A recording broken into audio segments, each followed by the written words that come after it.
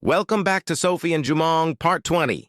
Don't forget to hit subscribe and tap the notification bell so you never miss an update. Within seconds, Jin's phone, charging on her mother's marble coffee table, vibrated with a single surgical message. If you or your mother drag Sophie's name through dirt one more time, your private files will be tomorrow's breakfast for the press. Your clients, your certifications, all gone. Upstairs in Madame Lee's estate, the night air was bitter under the silent chandelier glow. When her phone buzzed, she froze. One glance at the lock screen and her blood went cold. She didn't even bother to knock. She stormed into the study where Madame Lee sat coiled behind her lacquered desk, half whispering to her oldest gossip handler. "Mother." The word was clipped, no courtesy, no title. Madame Lee looked up, irritation flickering across her sharp eyes. "What is it now?" Jin thrust the phone out, the blackmail message open in stark white text. "Explain this," Jin hissed. "Who did you mess with? Who wants to gut my firm if you keep dragging Sophie through the mud?" Madame Lee's spine stiffened. She read the message twice, lips parting slightly. A drop of color drained from her cheeks. She pushed the phone away as if it were poisoned. Jin's chest heaved. Her robe slipped slightly off her shoulder, but she didn't care. "You were supposed to keep your hands clean. I told you to let it go, but no. You had to keep poking Jumong, poking that girl. Now they have my records. They have my entire client list, Mother. If they leak it, I'm done." Madame Lee's mouth opened, but no words came out at first. She swallowed once, fingers trembling on the polished desk. How did they get this?" she whispered hoarsely. "Who did this? It's not Jumong, is it? He wouldn't—" Jin cut her off. "Does it matter? It's someone close enough to him, someone smarter than your pathetic spies. You think you run this city, but you've made enemies you can't trace." She whirled on her heel. Her mother's breath hitched at the insult, but Jin didn't care. She was a lawyer. Reputation was oxygen.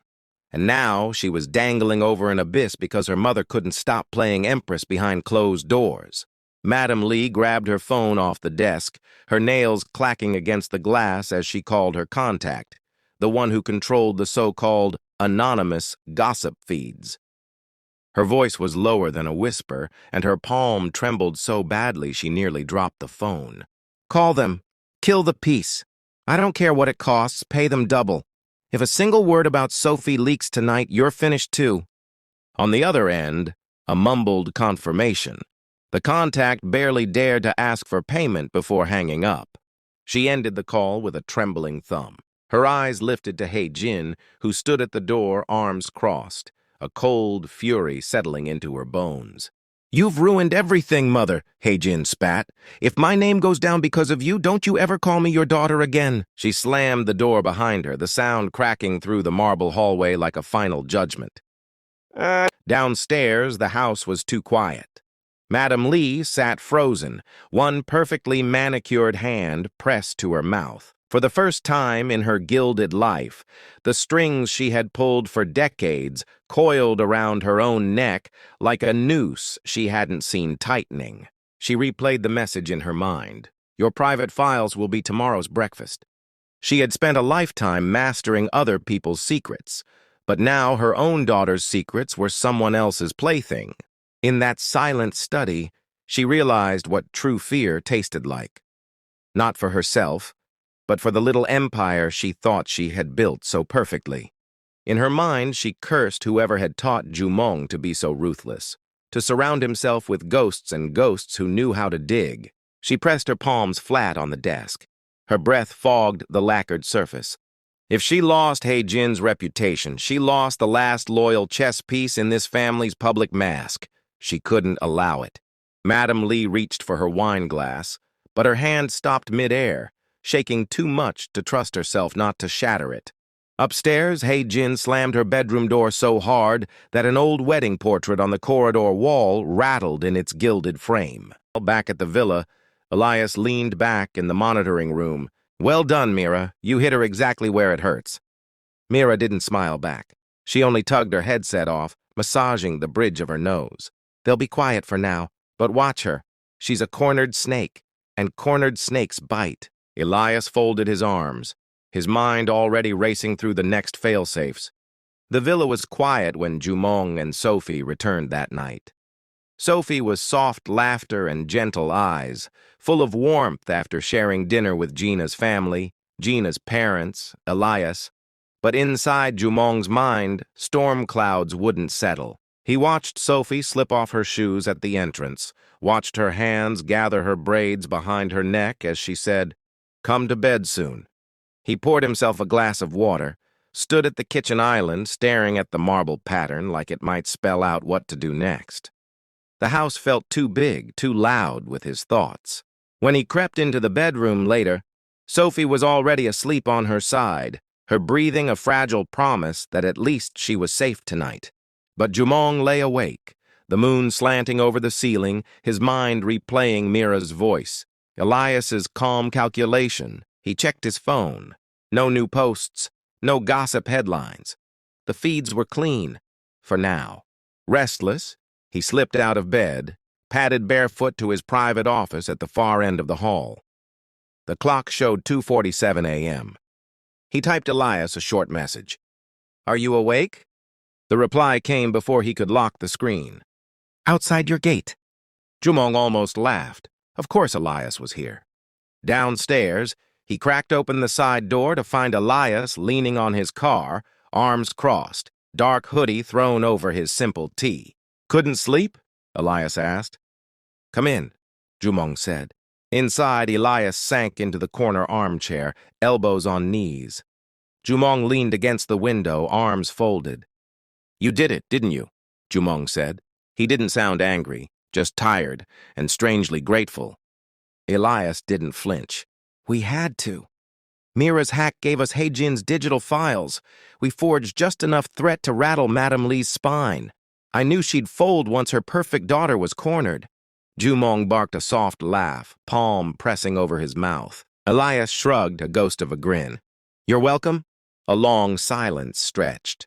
Then Jumong pushed off the glass, crossed the room in 3 strides, and pulled Elias up into a tight, brotherly hug. "That was reckless," Jumong muttered, "but brave. I needed that. Thank you." "Always got your back, young." Jumong let go, raked a hand through his hair. "Now we watch Heijin carefully. She'll panic, but she won't dare open her mouth if it risks her firm. And Madame Li, she'll come crawling." Elias tapped the watch on Jumong's wrist. "Sleep. She can't touch Sophie now." Before the house staff could even check, he knew. He heard her voice, sharp and clear through the intercom. "Li Jumong, I am coming inside." Madame Li didn't wait for permission. She swept into the living room like a storm in silk, her perfume trailing behind the swirl of her coat. Madame Li's eyes found him in seconds. "You think you're so clever, don't you?" Jumong said nothing. He leaned back against the dining table, arms folded. She advanced, voice low but vibrating with panic. "There are people behind that girl. They threatened my daughter. They hacked her phone. This is not normal. Who is Sophie, really? Who do you think you've brought into this family?" "There are people," she hissed, low but venomous. "People behind this girl. They are dangerous.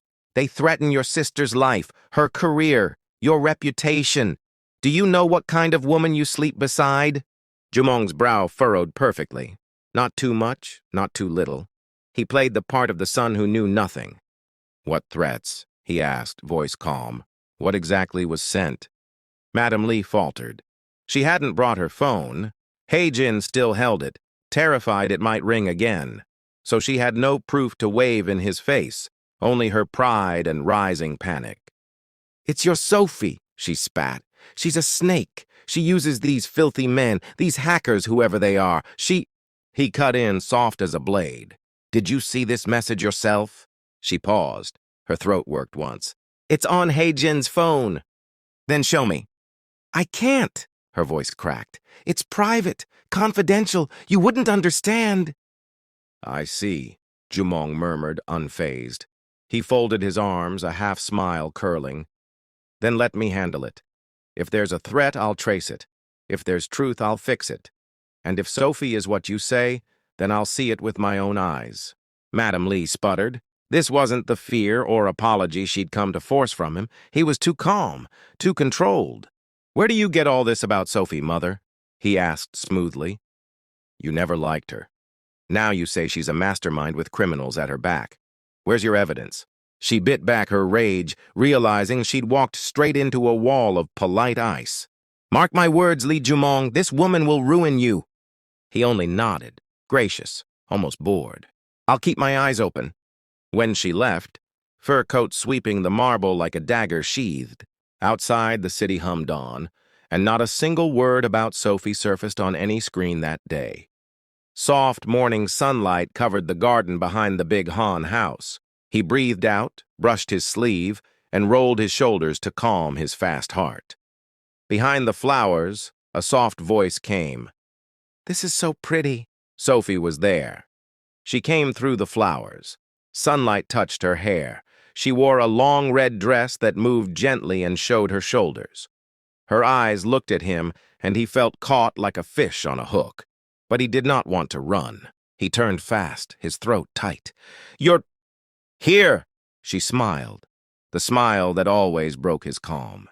He walked fast across the grass, took her hand, and kissed it. Her warm skin made his blood feel hot and sweet. She joked, looking at the garden. "You didn't have to wake up the whole garden for me." He smiled back, his voice soft as he touched her fingers. "I would wake the sun if it made you smile like this." He led her to the table, pulled out her chair like a true gentleman.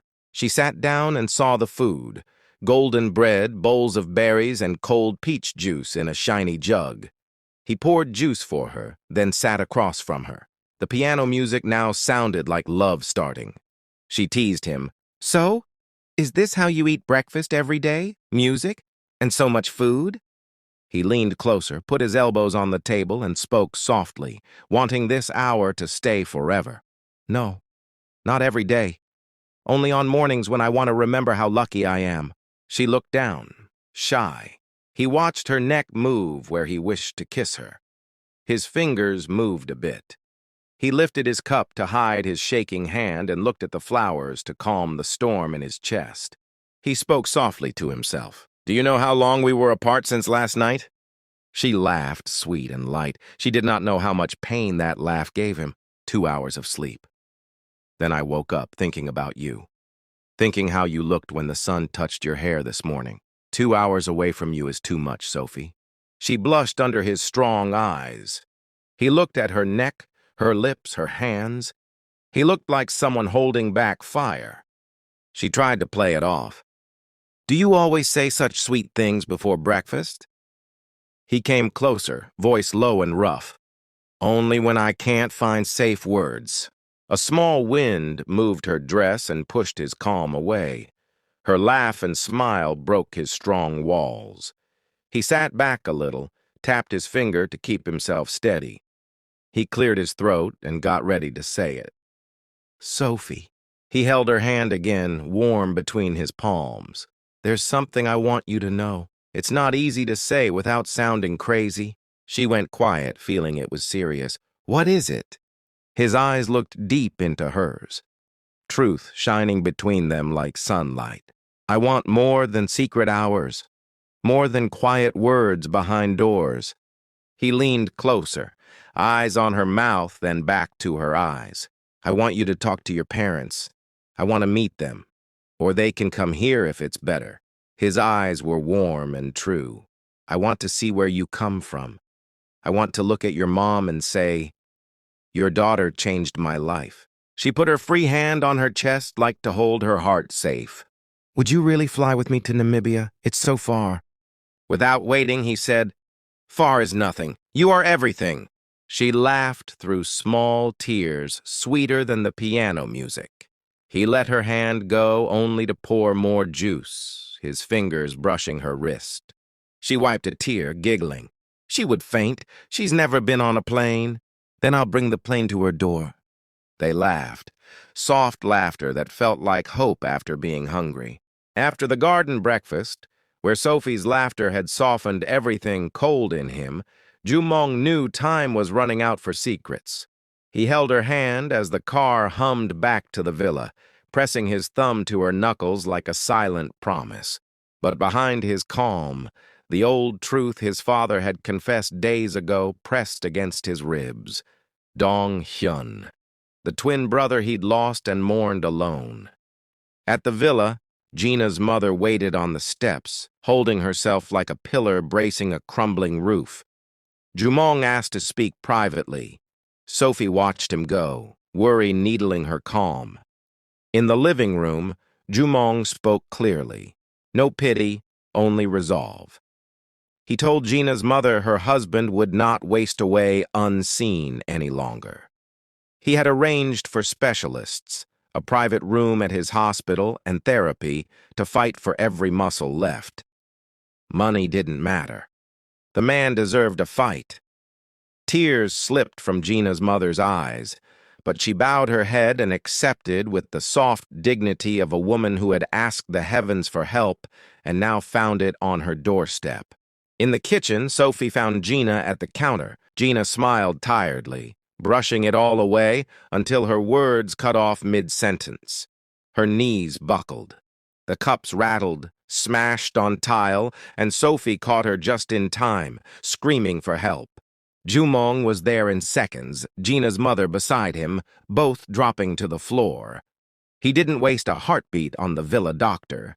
He would take her himself to the one place he trusted above all, his hospital. At the hospital gates, nurses stood ready before the brakes hissed. Gina was whisked away through private doors, Sophie and Gina's mother right at her side. Jumong stayed back, turning to see Gina's mother's husband being wheeled out of the car by two strong nurses. Inside a small admissions office, a young clerk handed Jumong a clipboard. "We need the patient's full legal name for the file, sir." Gina's mother spoke gently for her husband. "Dong Huing." The pen in his hand paused mid-signature. The name struck him like a spark against dry tinder. His father's voice only days ago in a rare crack of truth behind locked doors. "I had a twin brother, Dong Hyun. I lost him. Now." That secret whispered back, pinned to the frail man being wheeled into the therapy wing. Jumong's mind raced. He looked at Dong Huing now, really looked. The shape of the eyes, the line of the jaw, and a chill settled under his ribs, asking, "Could this be Dong Hyun?" He signed the forms slowly, each letter an anchor for questions too big to say aloud just yet.